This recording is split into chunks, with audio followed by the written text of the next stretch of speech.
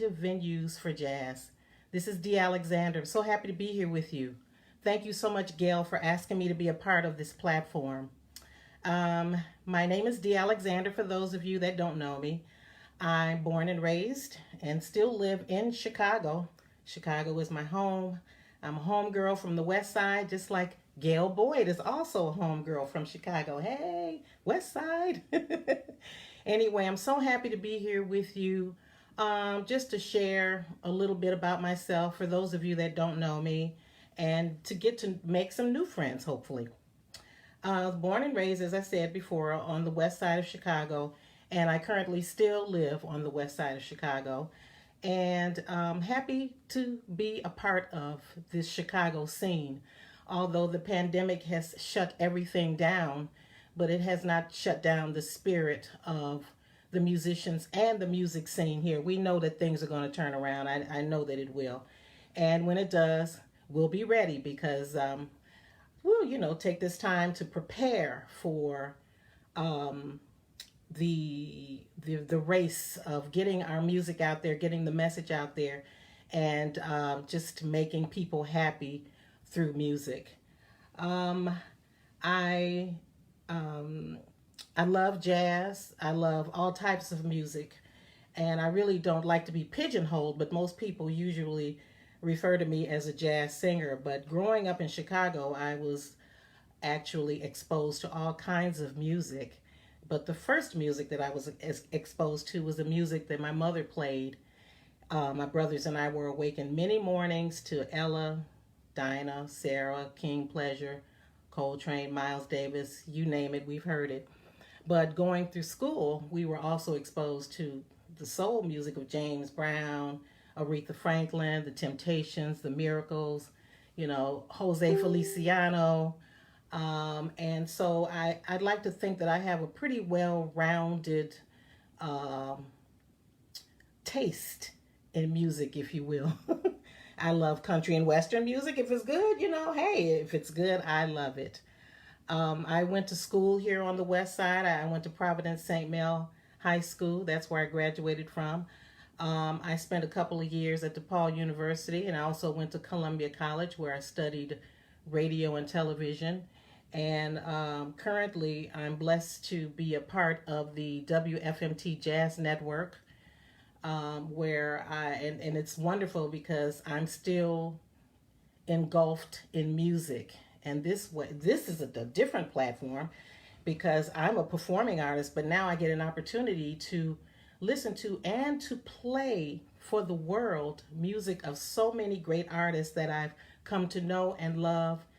And it's just such a gas because the show is syndicated and it's syndicated to over 200 markets around the world. And so everybody's hearing our music. I'm making sure that I play our music. I'm playing my friends' music. I'm playing music of people that I don't know, as long as it's good music. And my approach is kind of like the way public radio used to be. I like to play a little bit of everything as long as it's good music because the audience that I have is pretty broad.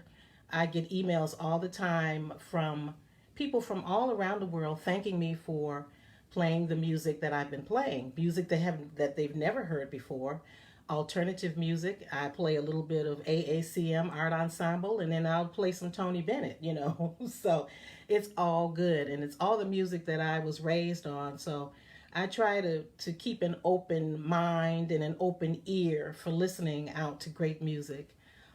So I get like sometimes 20, 30 CDs a day. So it's been amazing how much music that I've been receiving, music that I'm listening to, music I've yet to listen to. And with the pandemic, I'm fortunate enough to have my radio studio set up at home, which has been really cool. And it's really, really cool because I can, 3 o'clock in the morning, if I'm up, I can just get up and come into my office and just play some music, But I also like getting up and getting out. But I've been just staying right here at home right now where it's safe until it's safe to actually go out. Um, oh, some Gail is asking what venues are there in Chicago besides the Showcase and Andy's. There's also the Green Mill, and the Green Mill is as of tomorrow will be open for music with limitations. And Andy's will as well. And I heard through the grapevine that the Jazz Showcase will also be opening up pretty soon. Unfortunately, our jazz clubs, platforms are kind of dwindling. That's why, again, we have to find alternatives, right? Right, Gail? We have to find alternative locations for us to present our music. Um, it's just been very interesting, but we're very resilient. Yes, the Green Mill, 4800 North Broadway. It is open and ready to roll. Dave Gemolo, I take my hat off to him. He's one of the stalwarts in the jazz community as far as club owners, and he's a great guy. He treats the musicians with such respect. He pays well, and it's just fun. Everybody loves working at the Green Mill. It's just a gas. But anyway, I was talking a little bit about my background. I want to thank my mom actually, and I want to say this to all of the parents: play your music, play your music for your children, play your music for them. Get them to take those earbuds out of their ears because they are listening, and that's how I got it, and that's how my children got it as well, by just playing good music and just having good music playing all the time in your homes, in your cars, in your offices. Um, I was wondering, I've also recorded rather with Blue Jazz. I've had two great successful recordings. The first one, Songs My Mother Loves. Oh, no, that's not the first one. That's the last one. My first one was Wild as the Wind, which I'm very proud of. And I'm very proud of both of them, especially uh, the Songs My Mother Loves, because I wanted to pay homage to my mom while I still have her. Hi, Mom. I don't know if she's listening or not. Sometimes she's computer challenged, if you will. But a lot of songs on there that are on the recording are songs that I heard that she exposed me to, and I put a different take on it. And I also exposed her to a couple of songs that she wasn't really that familiar with. So it goes both ways. It's been wonderful, and currently I'm working with a gentleman here in Chicago by the name of John McLean, a phenomenal guitarist who's worked with so many people, so many great artists.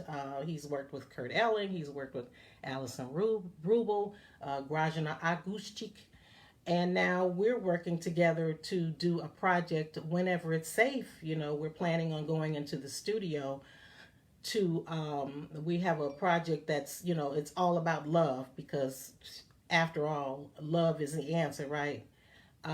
But we're really, really looking forward to it. We during the pandemic, we've been collaborating, just getting new music together. We're working on new music. He has great ideas. I have ideas. We put them together, and we've both taken each other out of our own perspective comfort zones, because now he's really doing a great job as a songwriter, lyricist, and I am not a virtuoso per se, but I have ideas and I have my own unorthodox way of coming up with music and ideas. But things come to me late at night in dreams, and thank goodness for my trusty iPhone with the where I can leave a voice note and I'll sing into it in the middle of the night, an idea that I may have, or even a lyric that may come to me. But it's true. Things come to me in the middle of the night, or even during the day. If I get an idea about something, I have my trusty phone right there, because if I don't write it down or if I don't put it down, I'll forget it, because my mind is on so many things. Thank you, Gail, for loving my album about my mom. I had to pay tribute to her, because without her, I wouldn't be here, nor would I be doing what I'm doing. So I have to thank her. And I also have to thank a gentleman that those of you that know me knew, that a gentleman here in Chicago, his name was Light Henry Huff. I would be remiss not to mention anything about him because he was my mentor, and unfortunately, he passed in the early 90s of sarcoidosis, which is one of those dreadful autoimmune um, disorders that they don't have a cure for. But he was a phenomenal musician that played, oh God, a multitude of instruments, kind of self taught metaphysicist. He was also a doctor of acupuncture, and he was just an amazing individual. But most foremost, he was a phenomenal musician, and he wrote a multitude of songs for me to sing. So I'm really blessed that he chose me to do that. And so his when he transitioned in the early 90s, his mother and his family gave me permission to have all of his music copywritten and published. And so that's what I did. And as soon as I did that, as soon as the ink dried, so many wonderful things started happening for me. I started traveling around the world. Um, and it's just been a gas, that I'm really grateful for that opportunity. But those of you that travel, things have changed so much. So traveling is not as well, it's not glamorous at all. I mean, it's really helter skelter. Um, you know, just the whole thing, the process that we have to go through, as we know what it is. But if I had another life to live, I wouldn't change a thing. I love this thing called music. I love the people that I've met through the music. I love the musicians that I work with because we're a family, because we're all on one accord within the music. And that's, that you can't ask for a better situation than to work with people who really, really care about the music and how it's presented. And and we're a family. Just like I said, I worked in several situations. I've had the Evolution Ensemble. I also have my own quartet. I work with John McLean, and we're the Alexander McLean Project. I also work with the Chicago Jazz Orchestra. I've worked with the Chicago Jazz Philharmonic. I've just with the AACM. I've been having such a great time. Rig Shakoy, hey Rig, how are you? Has my French venue contacted me for additional shows, or has Corona? Yeah, Corona has just shut everything down for now. It really, really has. I think I look at Corona as a cleansing. It's a cleansing of the planet.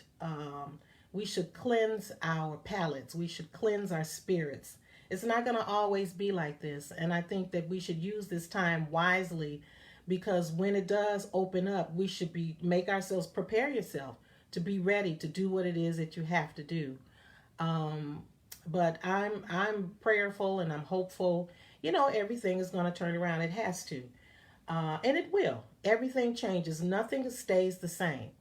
So I'm really, really looking forward to it. I'm sure we all are. Here in Chicago, 2020 was named the year of music. My son says 2020 should just be canceled. Let's just cancel 2020. And I told him, I said, I wish that we could, but, and we're just in the middle of the year. We got 6 more months of this to go, you all. So brace yourselves, prepare yourselves. Unfortunately, we've been losing a lot of people, a lot of great musicians. Um, it's just been crazy. Gail says, "What do you envision as the new normal?" I call it it's the abnormal. Well, for live performances, it's interesting, Gail. The platform of doing a virtual um, performance is really interesting. I've done a couple of them, and it's an adjustment, and I'm sure it's an adjustment for all of us because we're so accustomed to having other people or a live audience to feed off of. They feed you and you feed them. So to sit in your living room and to perform to a phone, or it's just it makes you work a little harder because ah, I know I'll speak for myself, and I'm sure a lot of other artists feel the same way. But it makes me work a little harder. It makes me feel a little self-conscious, and I'm like, are they really getting this? You know, because the audience, the great thing about the audience, the audience will let you know if they like what you're doing. With this little camera in front of you, you don't know. It's just a little camera, a little piece of equipment that's sitting in front of you, and you don't know what's going on until you see the comments later, you know. So, and that has just been very interesting. Speaking of which, I have to give a shout out to Mario Smith because I have an upcoming performance that Mario Smith has curated, and it'll be this evening at 6 p.m. Central Standard Time. It's on YouTube.com, Chicago DCase, Soul Eyes, and Exercise and Reconstruction. And it's Millennium Park and Home with the Junius Paul Quartet, Kahari B, and myself. So that should be really interesting. And we actually recorded it last Sunday at Promontory. And again, there was no audience. It was just the camera crew and us. So we just had to feed off of one another as a group. So that's where we get our nourishment from. You know, now we'll just have to feed off of one another, and that's good. That's good until we can feed off of another audience, of an audience, I should say. Um, it's just really, really interesting, and I'm sure that we were so happy to see each other, even in terms of dealing with the 6 feet, distancing and all of that. We were happy to see each other. We were throwing each other virtual hugs and kisses and laughing a lot. And because, I don't know about you all, but I'm a social person. And I love being around people. It's when I don't want to be around people, I stay at home. But for the most part, and I've been at home for the past 3 months, and it's been crazy, I've been getting a lot done at home. I've been cleaning and clearing out and working on and creating new music. Um, it's been really wonderful. So look out, because I've had a lot of things to internalize, so I want to get it out. So we're working on this great music with all different types of messages, and I'm sure that I'm not alone when it comes to all of that. Um, I just want to know, does anybody have any questions for me? Or, hello, are you there? But anyway, I'm really, really happy I'll be very happy. I'm happy that it's summer.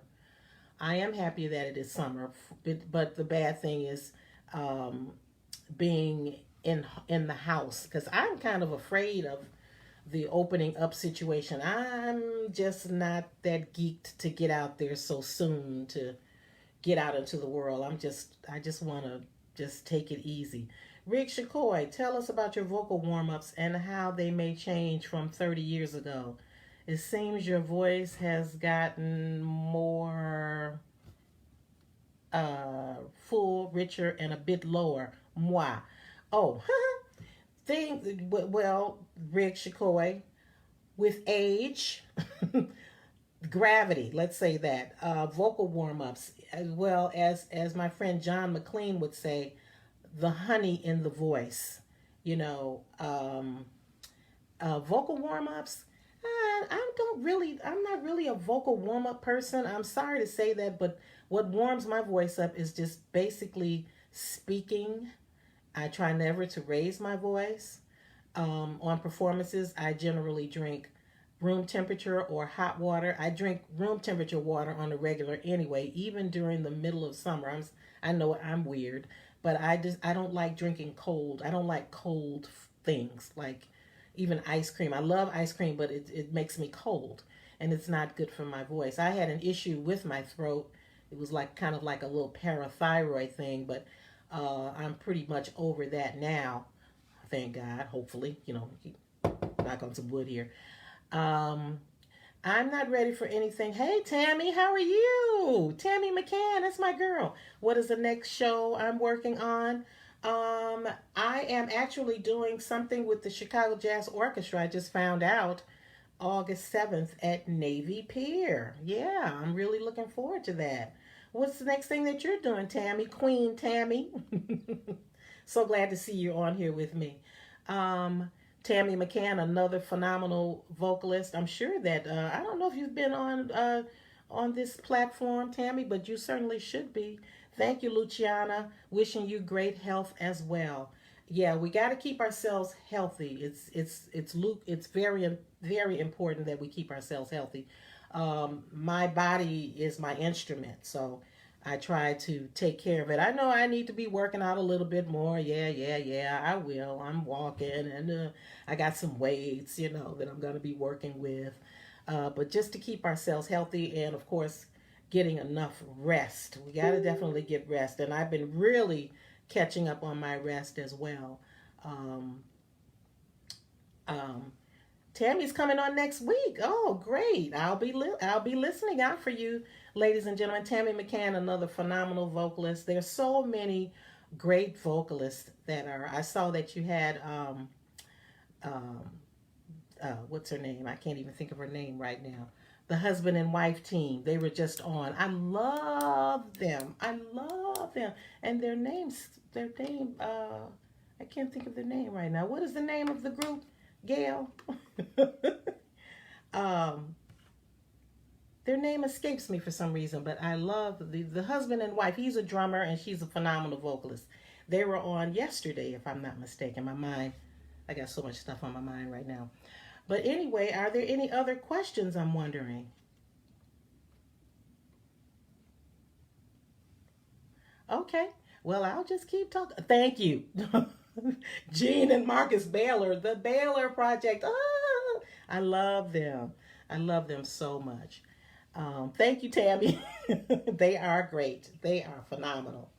But anyway, let's see what else I have. I have a gig this evening, Tammy, that's going to be on youtube.com, Chicago D Case, with Mario Smith. It's Soul Eyes, an exercise in reconstruction, Millennium Park at home. So that's going to air this evening at 6 p.m. here, 7 o'clock on Eastern time. So hopefully you'll tune in and watch it. I think it'll be really, really cool. Message music, with all the stuff that's been going on, all the things that we've been dealing with. I don't have to go into any detail. We all know we're all in it. Um, but some of my favorite vocalists have been, of course, Abby Lincoln, who I absolutely adore her music, the messages in her music, and of course Ella and Sarah, Dinah, and Nina Simone. But Gail, I have to tell you, my all-time favorite was Miss Betty Carter, and I think that Jasmine Horn is doing a great job in her career, as well as Cecile McLaurin Salvant. But whenever Betty Carter was in town, I always made it a point to go and see her. And she was always so sweet. And I would just kind of stand back and stay out of her way. I didn't like being so cliche. Oh, Miss Carter, what can you tell an upcoming singer? I wasn't in all of that. I just kind of sat back and just watched her. And the way she handled herself and the way she worked with her musicians and just people in general. She was absolutely amazing. And she knew her stuff and she didn't take no stuff, and I really love that about her. But if her musicians weren't up to par, you knew it and she let them know it and everyone else knew it too. Um, I really, really loved her. And I'm so glad, Gail, that you put me back in contact with Carolyn Revis, who was Betty Carter's manager. And that's how I met Carolyn, through working with Miss Carter. Um, but people ask me who are my influences. My influences have been musicians. I work with musicians, especially when it comes to vocalists and vocal improvisation. I'm always listening to horn players and guitar players. Those have been some of my greatest inspirations. Rick Shakoy, there was a point I recall when you wouldn't sing pop music because you told me you didn't think you sang it well. Let's see. Now your variety has gotten very broad, like I said you should. Didn't I hear you do James Brown? Yes, I did. I have to admit, James Brown and Jimi Hendrix. I did a tribute to two brothers named James, and it went over very well. Took us around the world. I did it with the Evolution Ensemble, and we basically reinterpreted the music. That's, if you will, and I don't. I think that was the only way that we could do it, and it went over very, very well. And I remember the very first time I did it, I was so worn out because I was dancing, and the spirit of James Brown and Jimi Hendrix, they started riding me. And I said, "Whoa, the next time I do this, I have to do this with real dancers." And I was so happy that when I did it in Millennium Park, I hired some uh, phenomenal dancers to work with me. Imania Dietrich, Asiel Hardison, and Naomi Kinslow, and they worked it. And I actually did a couple of little side steps with them. It was so much fun. I had a great time, and it was much easier on me. Because before I was the only dancer and singing, and after that I was in bed for 2 days. I felt like I had a spiritual hangover. That's exactly what I had. Are there any other questions? We're getting close to the end. Man, this time goes by so quickly. And at first, Ernie was feeling that JB stuff too. Oh yeah, Ernie Adams, he's phenomenal. You know that. He's just phenomenal. He really was. He added so much to the energy and also so much to that project in itself. It was so much fun. Uh, Tammy says, I remember the first time I saw you at the Jazz Bulls. Do you have a favorite venue? Wow. Oh, you know, I love the Jazz Showcase. I really do. And I support Wayne and Papa Joe. And, I want this pandemic thing to go and hurry up and subside so that the clubs that we have left can continue to flourish and be a place where we can come and showcase our music and share this music and love and joy with the audiences that come out. Jazz Bulls was one of my favorite.